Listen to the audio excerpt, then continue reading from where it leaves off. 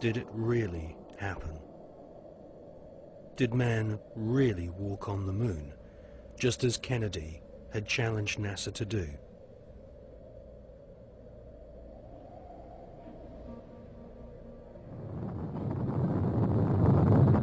We choose to go to the moon in this decade and do the other things, not because they are easy, but because they are hard. The photos of Apollo 11 moon landing have been criticized as being too perfect and looking like they've been photographed inside a TV studio with spotlights.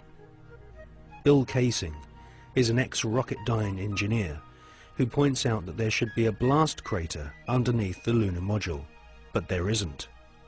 Award-winning filmmaker and photographer David Percy has written a book called Dark Moon, which shows that the famous Apollo 11 photographs were all shot using multiple light sources, something which can't happen if the astronauts were really on the moon.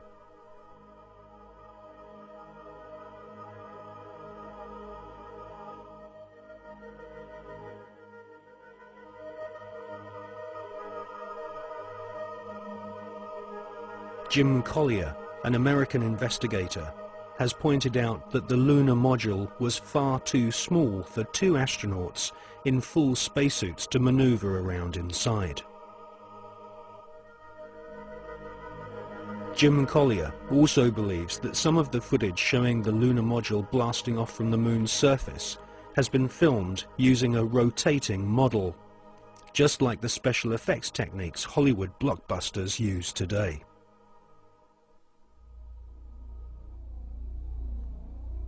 Now, for the first time on film, we present new evidence which proves that at least some of the official NASA photographs taken on the lunar surface are definitely faked, or at the very least, heavily manipulated.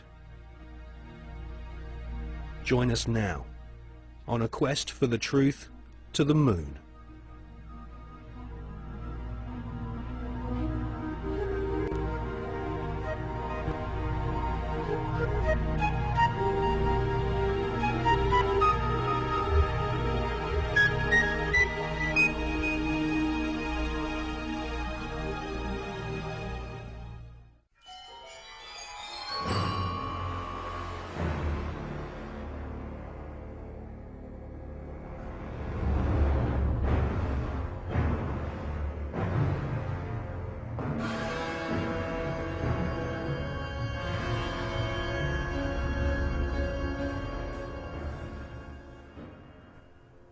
In this film, we shall not only prove beyond all reasonable doubt that many of the official NASA images of lunar exploration are fake, but we shall also examine the motives for the biggest lie put before the world. Why did NASA repeatedly fake lunar images and photographs?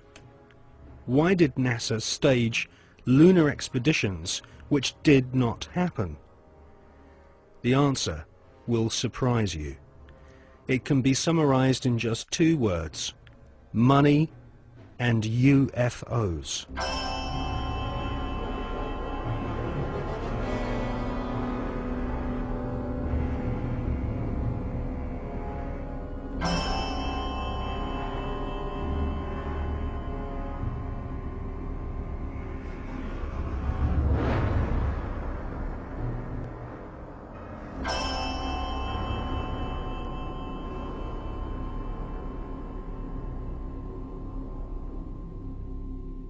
But before we look at the motives for lying on such a vast scale, let's look at where some NASA scientists came from.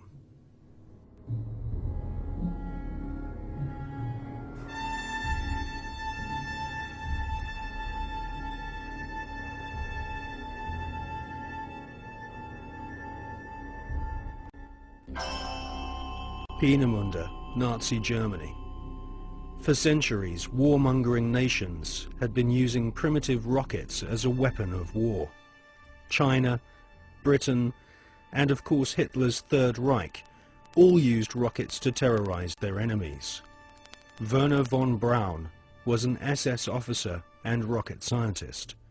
His team at Peenemünde designed the first cruise missile, the V-1 Doodlebug.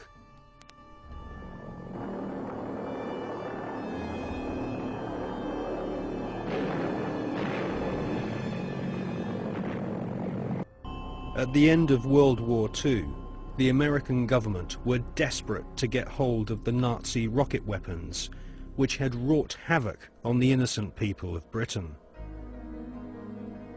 The American government launched Project Paperclip, which secretly changed the war criminal files on Wernher von Braun and his colleagues.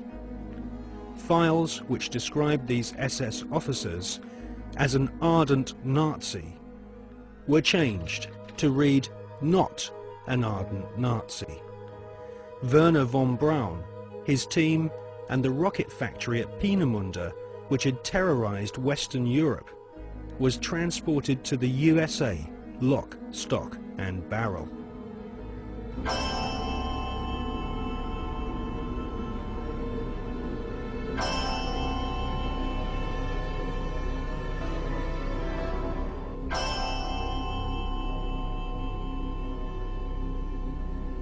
It soon became clear that the Nazis had a secret space program at Peenemünde and Nordhausen.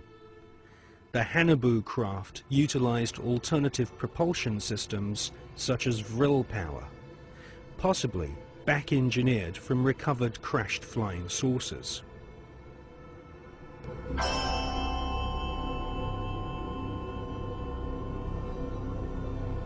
Prescott Bush was the grandfather of today's George W. Bush. Whilst working with the Bank of America and the Jewish Warburg brothers in Wall Street, Prescott Bush helped arrange vast loans to the Third Reich. The Third Reich's space scientists used Jewish prisoners as slaves to build gigantic underground bases and manufacture the V-2 rocket, which would terrorize Europe during 1944 and 1945. At Nordhausen and other sites in Germany and Austria, Wernher von Braun and his team of Nazi SS engineers built vast laboratories and rocket factories. The interior of an entire mountain was excavated to accommodate a secret space facility which was no less than 1 million square feet. It was here, at Nordhausen, in top-secret underground bases, that a huge number of experimental rocket ships and circular flying discs were developed.